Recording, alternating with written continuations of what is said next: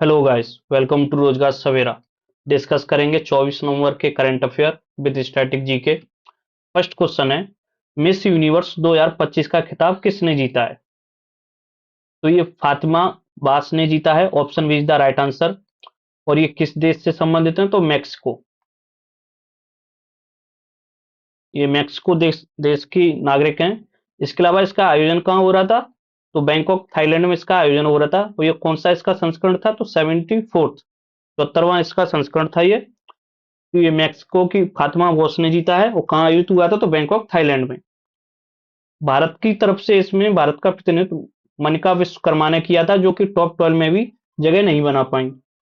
इसके अलावा प्रथम भारतीय महिला कौन है जो कि मिस यूनिवर्स बनी थी? तो सुष्मिता सेन 1994 में बनी थी ये। उसके बाद लारा दत्ता सन 2000 में। और सबसे लास्ट में और लेटेस्ट अभी भारत की ओर से हरनाज कौर सिंधु जो कि 2021 में बनी थी मिस यूनिवर्स।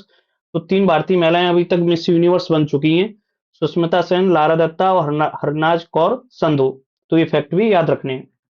नेक्स्ट क्वेश्चन है, रामकिशन मिशन के पहले पूर्वोत्तर कॉलेज का उद्घाटन किस राज्य के मुख्यमंत्री ने किया है और कहां किया है?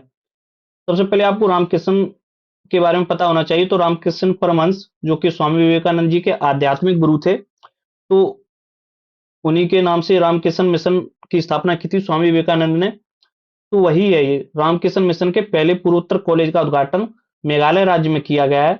Option C is the right answer. Meghalaya के मुख्यमंत्री कॉनराड संगमा जी ने इसका उद्घाटन किया है। मेघालय, इसके अलावा मेघालय के राज्यपाल भी पता होने चाहिए। तो सी एच विजय शंकर यहाँ के राज्यपाल हैं। और रामकृष्ण मिशन के बारे में जानते हैं, तो यह एक हिंदू धार्मिक और आध्यात्मिक संगठन है जो भारतीय संत रामकृष्ण परमहंस की शिक्षाओं और दर्शन पर आधारित है। और रामकृष्ण मिशन की स्थापना कब हुई थी? तो 1 मई 1897 को। इंपोर्टेंट है ये डेट, कई बार एग्जाम में पूछी जा चुकी है, आपको पता ही होगा। और इसकी स्थापना किसने की थी? तो स्वामी विवेकानंद जी ने इसकी स्थापना की थी। इसका हेडक्वार्टर कहां पर है? तो पश्चिम बंगाल के हावड़ा जिले में बेलूर मठ में इसका हेडक्वार्टर है। ये भी इंपोर्टेंट है, ये भी पूछा जाता है कि स्वामी विवेकानंद ने इसकी स्थापना कहाँ की थी? तो बेलूर मठ में की थी, वहीं पे इसका भी वर्तमान में हेडक्वार्टर है। इसके अलावा स्वामी विवेकानंद के जन्मदिन के अवसर पर ही 12 अगस्त को, अच्छा आपको दो दिवस बताते हैं, एक होता है 12 अगस्त, एक होता है 12 जनवरी। तो 12 जनवरी में भारत में नेशनल यूथ डे मनाया जाता है, राष्ट्रीय युवा दिवस।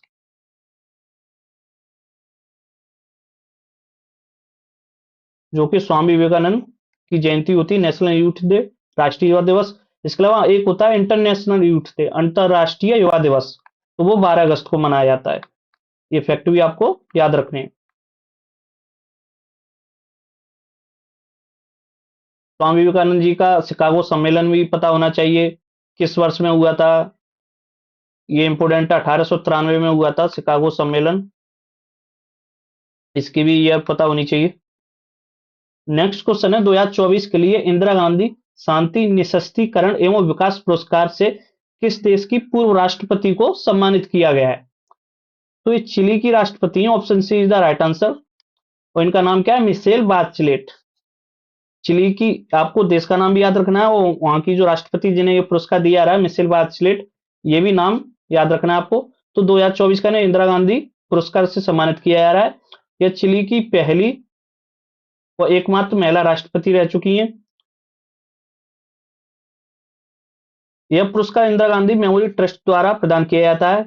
इसे कांग्रेस संसदीय दल की अध्यक्ष सोनिया गांधी जी प्रदान करेंगी। इसके अलावा इस पुरस्कार की मान्यता तो मानवाधिकार, लैंगिक समानता, लोकतांत्रिक शासन और वैश्विक न्याय के लिए आजीवन समर्पण के सम्मान में दिया जाता है। अच्छा, चिली की कैपिटल भी पता होनी चाहिए, जब चिली देश के बारे में हम डिस्कशन कर रहे हैं तो। इसकी कैपिटल है सेंटियागो।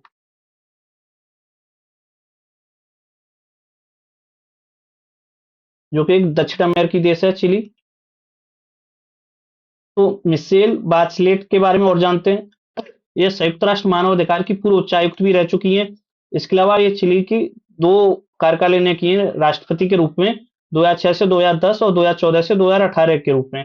इन्हें संयुक्त राष्ट्र महिला एजेंसी की पहली निदेशक के रूप में भी काम किया है। अच्छा, इस पुरस्कार को लेकर विवाद भी हुआ है, क्योंकि भारतीय जनता पार्टी ने मिशेल बाचलेट को यह पुरस्कार दिए जाने पर कांग्रेस की आलोचना की है। क्यों की है? क्योंकि बाचलेट ने अतीत में कश्मीर और नागरिकता संशोधन अधिनियम सीएए को लेकर भारत की आलोचना की थी। कश्मीर को लेकर और सीएए को लेकर भारत की इन्होंने आलोचना की थी। इसलिए इस विवाद को लेकर, इस पुरस्कार को लेकर विवाद भी हो रहा है। इंदिरा गांधी शांति निःशस्त्रीकरण विकास पुरस्कार बारे में और जानते हैं, तो इसकी स्थापना 1986 में की गई थी और ये इंदिरा गांधी मेमोरी ट्रस्ट द्वारा, एक संस्था है, उसके द्वारा दिया जाता है। किस क्षेत्र में दिया जाता है? तो शांति निःशस्त्रीकरण विकास और मानव कल्याण और सतत विकास में उत्कृष्ट योगदान के लिए दिया जाता है। और किस दिन दिया जाता है? तो हर वर्ष 19 नवंबर को। 19 नवंबर को क्यों? क्यों इंदिरा गांधी जी की जयंती होती है इस दिन। अच्छा, 19 नवंबर को और क्या मनाया जाता है? अभी हाल ही में 19 नवंबर को किसान उत्सव दिवस मनाने की भी घोषणा की है भारत सरकार ने। तो ये दिवस भी याद रखने, ऐसे ही दिवस रखने आपको एक दूसरे से रिलेट करके। वो प्रथम पुरस्कार था जो इंदिरा गांधी शांति निःशस्त्रीकरण विकास पुरस्कार, वो जूलियन नेरे को दिया गया, जो कि तंजानिया के पहले राष्ट्रपति थे 1986 में। और 1986 में ही इसकी स्थापना हुई, तो उसी वर्ष प्रथम पुरस्कार ये दिया गया। ये मैप में चिली है, जो कि दक्षिण अमेरिकी देश है। इसकी राजधानी सेंटियागो है ये। इसके अलावा चिली, दक्षिण अमेरिका महाद्वीप में दो देश हैं, चिली और इक्वाडोर, जिनकी सीमा ब्राजील से स्पर्श नहीं होती है। तो दक्षिण अमेरिका से ये फैक्ट भी आपको याद रखना है। इसके अलावा दक्षिण अमेरिका में दो लैंडलॉक्ड कंट्री भी हैं, बोलीविया और पराग्वे। बोलीविया और पराग्वे दो ऐसे देश हैं दक्षिण अमेरिका में जो कि लैंडलॉक्ड हैं। तो ये फैक्ट भी आपको, और यहाँ पे हम्बोल्ट करंट भी बहती है। खैर वो ज्योग्राफी का पार्ट है। हम्बोल्ट एक कोल्ड करंट है जो कि यहीं पर प्रभावित होती है। नेक्स्ट क्वेश्चन देखते हैं। तो अमेरिका ने किस देश को 21वें प्रमुख गैर नाटो सहयोगी यानी मेजर नॉन नाटो एलाई का दर्जा दिया गया है? तो इस सऊदी अरब को दिया गया। Option is the right answer. अभी हाल ही में सऊदी अरब के प्रिंस मोहम्मद बिन सलमान वाशिंगटन की यात्रा पर गए थे। वाशिंगटन डीसी, जो कि अमेरिका की राजधानी है, वहां पर अमेरिकी राष्ट्रपति डोनाल्ड ट्रंप द्वारा यह घोषणा की गई है। अमेरिका के वर्तमान राष्ट्रपति डोनाल्ड ट्रंप है, जिन्हें कि 2025 का नोबेल का शांति पुरस्कार नहीं मिला है। ठीक है, नहीं मिला है इन्हें नोबेल पीस पुरस्कार। इन्होंने बहुत प्रयास किए थे इन्हें मिले, लेकिन नहीं मिला फाइनली। तो इसकी घोषणा 19 नवंबर 2025 को की गई है। और इससे पहले भी पता होना चाहिए, 21वां सदस्य बना इसका, जैसे कि तो 20वां सदस्य इसका केन्या था। इसके बारे में और जानते हैं। तो सऊदी अरब के जुड़ने के साथ अमेरिका के अब 21 देश हो गए हैं, जो कि प्रमुख गैर नाटो सहयोगी देश हो गए हैं। इस पदनाम के साथ अमेरिका ने सऊदी अरब को उन्नत F-35 फाइटर जेट विमान भी दिया है, जो कि पश्चिमी देशों में, पश्चिमी एशियाई देशों में इजराइल के बाद दूसरा सऊदी अरब ऐसा देश होगा जिसके पास F-35 फाइटर जेट होगा। इससे पहले इजराइल के पास ही है ये। तो प्रमुख गैर नाटो सहयोगी यानी कि मेजर नॉन नाटो एलाई के बारे में भी जानते हैं। यह संयुक्त राज्य अमेरिका की सरकार द्वारा किसी ऐसे देश को दिया गया एक पदनाम है जिसका अमेरिकी सशस्त्र बलों के साथ घनिष्ठ रणनीतिक कामकाजी संबंध है, लेकिन वह नाटो का सदस्य नहीं है। और नाटो के बारे में आए तो नाटो एक सदस्यता एक पूर्ण रूप से रक्षात्मक गठबंधन है, जिसमें सभी सदस्यों की ओर से सैन्य कार्रवाई की गारंटी है। जबकि मेजर नॉन नाटो एलाई में मुख्य रूप से अमेरिका द्वारा अपने करीबी सहयोगियों को सैन्य और आर्थिक विशेषाधिकार प्रदान करने का एक तरीका है, बिना किसी स्वचालित रक्षा दायित्व के। और नाटो का हेडक्वार्टर कहाँ है? तो नाटो के बारे में पता होना चाहिए। इसका हेडक्वार्टर ब्रुसेल्स, बेल्जियम में स्थित है। नाटो के बारे में आने वाली क्लास में डिटेल में डिस्कशन करेंगे। इसके रिसेंट में कौन से देश इसके सदस्य बने, इसका हेडक्वार्टर कहाँ है, इसकी स्थापना कहाँ है, तो ये भी क्वेश्चन हम लेंगे। तो ये है सऊदी अरेबिया मैप में। अच्छा, सऊदी अरब का आपको मरुस्थल याद रखना है। इसका मरुस्थल बहुत पूछा जाता है। तो यहाँ पे रूब अल खाली मरुस्थल है, क्योंकि काफी एग्जाम में पूछा जाता है। रूब अल खाली रेगिस्तान है यहाँ पे, ये फैक्ट आपको याद रखना है। इसके अलावा यहाँ पे है होर्मुज स्ट्रेट। एक बार कलर चेंज कर लेते हैं।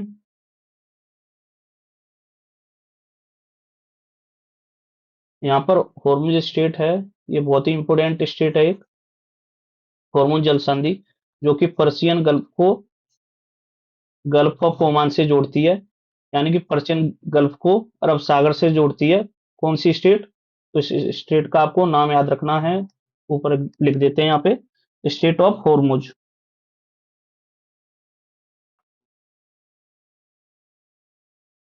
होर्मुज जल संधि यहाँ पर स्थित है। नेक्स्ट क्वेश्चन है, दक्षिण भारत के प्राकृतिक कृषि शिखर सम्मेलन का उद्घाटन कहाँ किया गया है? तो ये तमिलनाडु के कोयम्बटूर में किया गया है। Option is the right answer. Bharat के प्रधानमंत्री नरेंद्र मोदी ने 19 नवंबर 2025 को इस शिखर सम्मेलन का उद्घाटन किया है। यह शिखर सम्मेलन तमिलनाडु के प्राकृतिक कृषि हितधारक forum, Tamil Nadu natural farming stakeholders forum द्वारा आयोजित किया गया है। इस शिखर सम्मेलन का उद्देश्य क्या है? तो प्राकृतिक, टिकाऊ और रासायनिक मुक्त कृषि पद्धतियों को बढ़ावा देना और सतत कृषि की दिशा में बदलाव लाना है। पीएम ने इसी मंच से हाल ही में 21वीं किसान सम्मान निधि की किस्त भी जारी की थी, और इसीलिए 19 नवंबर को हम क्या मना रहे हैं? किसान उत्सव दिवस। अब ये पहली बार दिवस मनाया गया है, तो ये दिवस आगामी परीक्षाओं में देखने को मिलेगा। कोई भी दिवस जब पहली बार मनाया जाता है तो इंपोर्टेंट हो जाता है। तो उन्होंने किसानों से 1 एकड़ 1 मौसम के मॉडल पर प्राकृतिक खेती अपनाने का आग्रह भी किया पीएम ने। इसके अलावा कोयम्बटूर मुख्य रूप से अपने वस्त्र उद्योग के लिए भी फेमस है। इसलिए पता है कोयम्बटूर को क्या कहा जाता है? दक्षिण भारत का मैनचेस्टर। उत्तर भारत का मैनचेस्टर कानपुर को कहा जाता है। अगर पूछा है भारत का मैनचेस्टर किसे कहा जाता है, तो अहमदाबाद को कहा जाता है। उत्तर भारत का मैनचेस्टर कानपुर और दक्षिण भारत का मैनचेस्टर कोयम्बटूर को कहा जाता है। तो ये फैक्ट भी आपको स्टैटिक जीके का याद रखना है। इसके अलावा इसके बारे में और जानते हैं कोयम्बटूर के बारे में। तो ये पश्चिमी घाट के पास स्थित एक लोकप्रिय पर्यटन स्थल भी है, और यहाँ दर्शनीय स्थलों में आदि योगी से प्रतिमा देखी होगी आपने, मरुथामलाई से हिल मंदिर भी है यहाँ पे, पेरू पाटेश्वर मंदिर और ईसा योग केंद्र भी यहाँ पे शामिल है कोयम्बटूर में। नेक्स्ट क्वेश्चन है, वाटर सेट महोत्सव का उद्घाटन शिवराज सिंह चौहान ने किस राज्य में किया है? तो शिवराज सिंह चौहान जो कि वर्तमान में कृषि मंत्री हैं, कृषि एवं कल्याण विभाग के मंत्री हैं ये, तो इसका उद्घाटन आंध्र प्रदेश में किया गया। Option B is the right answer. Andhra Pradesh के भी गंटूर जिला है जो, उसमें किया है इसका उद्घाटन। तो केंद्रीय ग्रामीण विकास और कृषि एवं किसान कल्याण मंत्री श्री शिवराज सिंह चौहान ने इसका उद्घाटन किया है, वाटर सेट महोत्सव का। तो यह महोत्सव क्या है? यह महोत्सव जल और मिट्टी संरक्षण संबंधी गतिविधियों को बढ़ावा देने और ग्रामीण विकास में जन भागीदारी को मजबूत करने के लिए एक राष्ट्रीय पहल का हिस्सा है। इस आयोजन में मिशन वाटरशेड पुनरुद्धार और वाटरशेड जन भागीदारी कब 2025 जैसी पहल शुरू की गई है। इसके अलावा आंध्र प्रदेश के वर्तमान मुख्यमंत्री कौन है? एन चंद्रबाबू नायडू, और यहाँ के राज्यपाल एस अब्दुल नजीर हैं, और यहाँ के अगर डिप्टी सीएम पूछे जाए तो पवन कल्याण है। ये फैक्ट आपको आंध्र प्रदेश से याद रखना है। इसके अलावा आंध्र प्रदेश की सीमा देखते थे, किन किन भारतीय राज्यों से स्पर्श होती, तो इसकी सीमा उड़ीसा, छत्तीसगढ़, तेलंगाना, कर्नाटका और तमिलनाडु, इन भारतीय राज्यों से इसकी सीमा स्पर्श होती है। तो ये फैक्ट आपको आंध्र प्रदेश से याद रखने हैं। इसके अलावा अगर आंध्र प्रदेश की लोकसभा, राज्यसभा, विधानसभा सीटों की बात करें, तो राज्यसभा, लोकसभा और विधानसभा, तो यहाँ पे 11 राज्यसभा है और 25 लोकसभा और 175 विधानसभा सीटें। 11, 25, 175, ये इसी तरीके से याद रखनी है आपको। जब भी कोई राज्य पढ़ रहे हैं तो इसकी हम ये सीटें अक्सर डिस्कशन करते हैं। तो 11 राज्यसभाएं, 25 लोकसभा और 175 विधानसभा सीट्स हैं यहाँ पे आंध्र प्रदेश में। इसके अलावा आंध्र प्रदेश भाषा के आधार पर गठित होने वाला भारत का पहला राज्य भी था।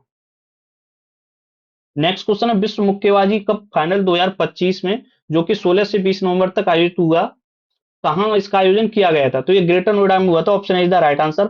उत्तर प्रदेश की परीक्षाओं के लिए इंपोर्टेंट हो जाता है, क्योंकि जब किसी की मेजबानी उत्तर प्रदेश करता है तो वो उत्तर प्रदेश की आगामी परीक्षाओं में प्रश्न देखने को मिलता है।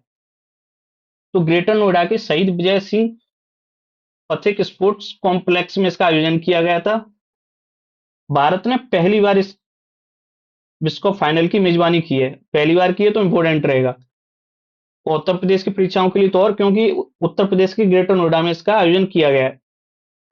और पदक तालिका में भारत शीर्ष पर है। इसमें भारत ने 9 स्वर्ण पदकों के साथ पदक तालिका में शीर्ष स्थान रखा है। और भारत के गोल्ड मेडलिस्ट देखते हैं तो सचिन तिवाब जो कि 60 केजी में, और हितेश गुलिया जो कि 70 केजी में गोल्ड मेडलिस्ट हैं। नेक्स्ट क्वेश्चन है 2025 का जमनलाल बजाज पुरस्कार जो कि रचनात्मक कार्य श्रेणी में दिया जाता है, किसे प्रदान किया गया है?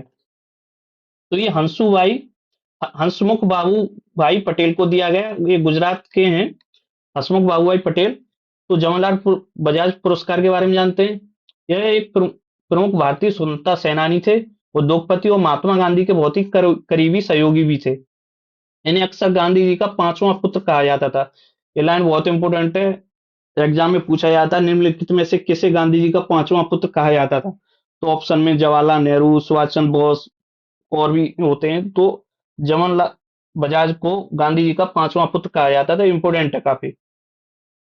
इनके बारे में और जानते हैं। जमनलाल बजाज पुरस्कार उन व्यक्ति को सम्मानित करने के लिए दिया जाता है जिन्होंने महात्मा गांधी की रचनात्मक सोच और कार्यों को आगे बढ़ाने के लिए महत्वपूर्ण योगदान दिया है। यह पुरस्कार गांधीवादी मूल्यों, सामुदायिक सेवा और ग्रामीण विकास के प्रति समर्पण को पहचानता है। यह पुरस्कार मुख्य रूप से 4 श्रेणियों में दिया जाता है: रचनात्मक रचनात्मक कार्य, विज्ञान और प्रौद्योगिकी का ग्रामीण विकास के लिए अनुप्रयोग, महिलाओं और बच्चों का विकास और कल्याण। भारत के बाहर गांधीवादी मूल्यों को बढ़ावा देने के लिए यह विदेशी नागरिकों को भी दिया जाता है। और किसके द्वारा दिया जाता है? तो यह पुरस्कार जमनलाल बजाज फाउंडेशन द्वारा प्रदान किया जाता है। और पहली बार ये कब दिया गया? तो 1978 में पहली बार ये पुरस्कार दिया गया था। और इस पुरस्कार की राशि कितनी है? तो 20 लाख रुपए लगभग इसकी राशि। इस वर्ष इसके विजेता हसमुख भाई हसमुख बाबू भाई पटेल हैं, जो कि गुजरात के रहने वाले हैं। अन्य श्रेणियां भी देखते हैं, किस किस श्रेणी में किसे मिला है। तो ग्रामीण विकास के लिए विज्ञान और प्रौद्योगिकी का अनुप्रयोग में पी.एस. मुरुगेसन को मिला है, जो कि तमिलनाडु के हैं। इसके अलावा महिला और बच्चों के विकास कल्याण के लिए त्रिवेणी आचार्य को मिला है, जो कि महाराष्ट्र के हैं। भारत के बाहर गांधीवादी मूल्यों को बढ़ावा देने के लिए टेकाचेवा ल्यूडमिला लियोनी दोवना को दिया गया, जो कि रूस से संबंधित है। इस पुरस्कार समारोह का सम्मेलन कहाँ होगा? तो ये मुंबई में आयोजित होगा। नेक्स्ट क्वेश्चन है, हीरे के लिए जीआई टैग किस जिले को मिला है? तो ये पन्ना को मिला है, जो कि मध्य प्रदेश में स्थित है, एमपी में। आपने पन्ना दया का त्याग की कहानी भी पढ़ी होगी शायद कभी स्कूल में। पन्ना दया का त्याग, तो ये वही डिस्ट्रिक्ट है मध्य प्रदेश का, पन्ना। यह टैग इस टैग के क्या फायदे होंगे? तो ये नेचुरल गुड्स की श्रेणी में दिया गया है ये टैग, जीआई टैग। और इसकी विशेषता क्या है? तो पन्ना के हीरे अपने हल्के हरे रंग के यानी लाइट ग्रीन कलर और कार्बन लाइन के लिए जाने जाते हैं। जीआई टैग से संबंधित आपको बता ही चुका हूं। इसका हेडक्वार्टर कहाँ है? चेन्नई में है जीआई टैग का। कितने वर्ष के लिए दिया जाता है? तो 10 वर्ष के लिए दिया जाता है। उसके बाद इसकी वैधता को हम रिन्यू भी कर सकते हैं। और पहला जीआई टैग दार्जिलिंग की चाय को दिया गया था। तो ये फैक्ट आपको जीआई टैग से पता होने चाहिए। इसके अलावा मध्य प्रदेश के और भी जीआई टैग देखते हैं, जैसे चंदेरी की साड़ियां मध्य प्रदेश की हैं, उन्हें जीआई टैग मिला है। बाघ प्रिंट है मध्य प्रदेश के, इन्हें भी जीआई टैग मिला है। तो ये क्या है?